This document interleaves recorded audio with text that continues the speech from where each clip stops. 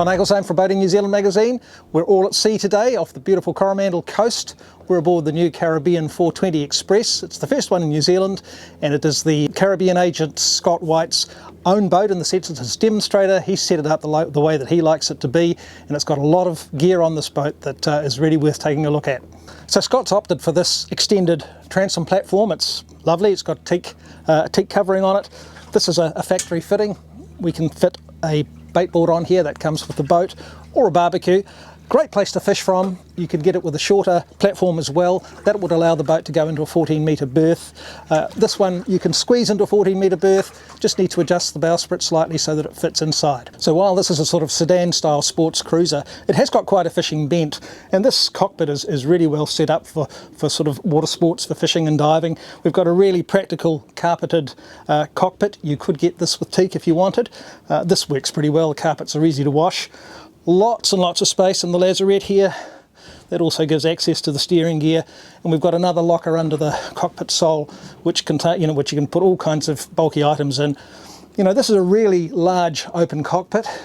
Scott's also had the boat game rigged, which includes a custom uprigger, which is a great thing to have on a boat like this. You could happily chase marlin or other game fish from this vessel. So staying with the fishing theme, we've got a really deep and capacious bait tank here. This is it's even lit. It's got underwater lights in there, so the poor old bait fish get no rest. Something else I really like is the amount of storage in this boat. We've got all of these gunwale lockers on both sides. They're really quite handy. Not especially high, the gunwales, but you've got really good tow room, so if you're a fisher, that's actually going to make it easy to fish right around the cockpit. Some boats have a higher gunwale, but this is still mid-thigh, just about perfect if you're playing a fish over the side. So Scott's opted for the cockpit controls here, which is another great feature. In fact, there's a really good sight line all the way through the saloon here and through the front window, so even when you're driving the boat from back here, you've got pretty good vision right around.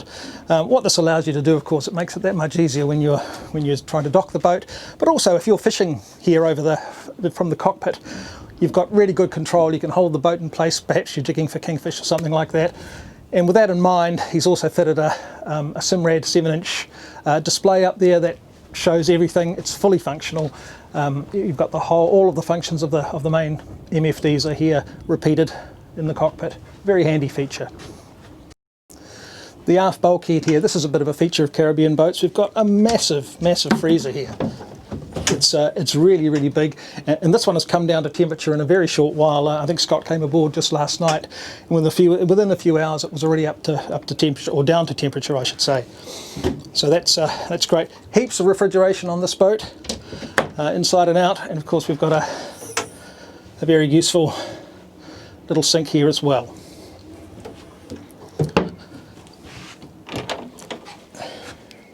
Odds and ends, tackle drawers, whatever you want to use those for. So getting up to the foredecks, not too much of a problem. Nice step up. Got plenty to hang on to up here. These are actually custom rocket launchers that Scott has had fitted. He split them across the back here. That works really quite nicely. Moving forward, easy enough, hand over hand. Plenty of things to hang on to until we get to the rail along the roof here. That takes us all the way to the front. Now I'm nicely inside the bow rail, right the way around. Wide enough to walk, easily enough, and a bit of non-slip on there as well. So this is something new for Caribbean. Whereas before they used to have a sliding or a cavity door, they've gone for this more conventional style door, but that actually opens the area even better, especially in combination with this awning window. So it gives you a nice bit of air and a nice bit of flow through into the saloon. So this is a reasonably compact saloon. This is essentially a 40-foot boat, and this is actually identical to the 40-foot flybridge model that Caribbean does, just without the flybridge. But nonetheless, it's a sort of a traditional feel in here. There's a reasonable amount of seating space, quite a bit actually. This sort of seating area is towards the aft end of the cabin, and the galley is forward. Now that's not always to everyone's taste, but in this case it works really quite well. There's just a step down to the galley. You're still nicely, in the frame when you're down there and working. You're not isolated, or you're not going to feel as though you're going to get seasick or something like that. Good views out the windows, etc. Now, Caribbean have really sort of picked up their act a bit here. We've got nice leather upholstery all the way. This polished teak is really quite nice. They've even got leather on the walls, vinyl on the ceilings, LED lighting right around, and electric screens even for the windows. The side windows slide open for ventilation. We've got 3 windscreen wipers on the 3-pane windscreen. And the visibility the vision out of this boat is really very good, whether you're sitting down or at the helm. So although this is a 2-cabin layout, there are quite a number of sleeping options aboard this boat, and one of them, again, a Caribbean feature that if you've seen Caribbeans before, you'll be familiar with it. This settee on the starboard side converts into a double bunk, essentially, with a double berth below and a single berth above. It's quite a clever system. It just straps on up to the ceiling, and that's a great solution if you've got a bunch of mates that you need to sleep overnight in the boat. Again, it's a compact galley, but it's got everything that you could possibly need. All electric. This boat is all electric. We've got a nice Fisher & Paykel cooktop here. We've got an inverter and convection microwave oven under the bench. Decent size fridge freezer under here, and also an in-bench freezer. In fact, the bench tops are really quite generous. They wrap right the way around. It's a composite material. It should be easy to keep clean.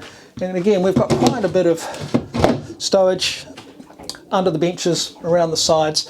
And when I'm standing here, I don't feel as though I'm isolated from the saloon. I've also got a good view out the windows here. Slide the side window open if I need a bit of ventilation. So the guest cabin is on the port side.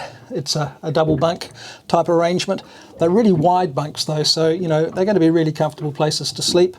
There isn't a hanging locker in this particular cabin, although there is some storage under the beds, and there is another locker low down in the cabin.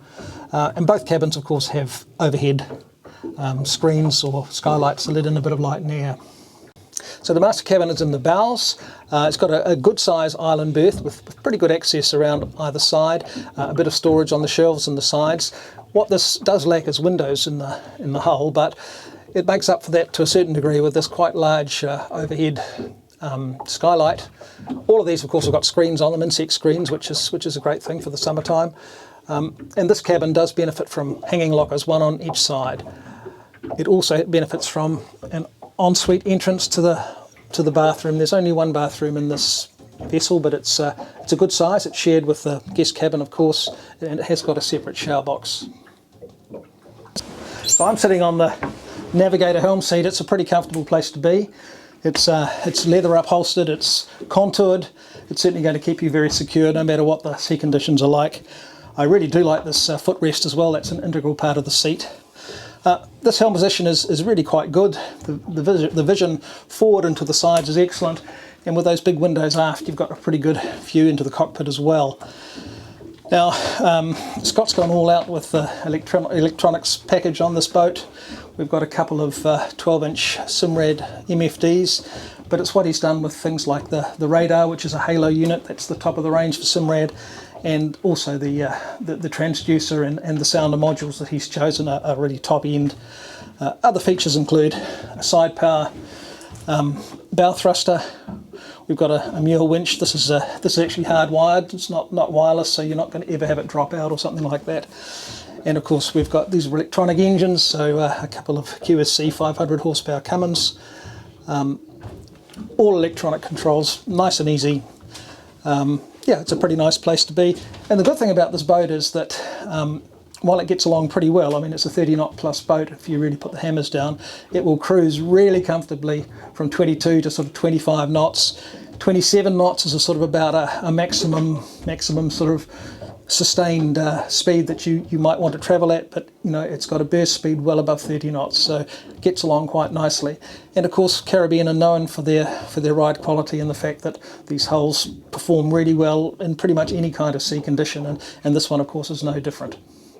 So this is a 40-foot boat. That's a pretty popular size here in New Zealand, and it's a really versatile size as well, not too difficult to manage and not too thirsty on fuel, etc. I think this boat will be really quite attractive to people who want a bit of a sports boat, who like to do a bit of fishing, maybe a bit of diving. It's nicely appointed inside. It's got plenty of accommodation, lots of refrigeration, so you've always going to have somewhere to put the catch should you catch something. Yeah, I think it'll have wide appeal. It really does suit the New Zealand boating lifestyle.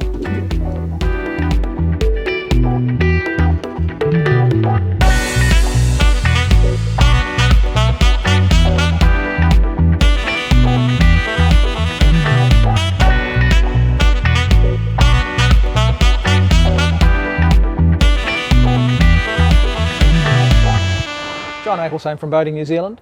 Thanks for watching. If you'd like to see more of these videos, please subscribe to our channel.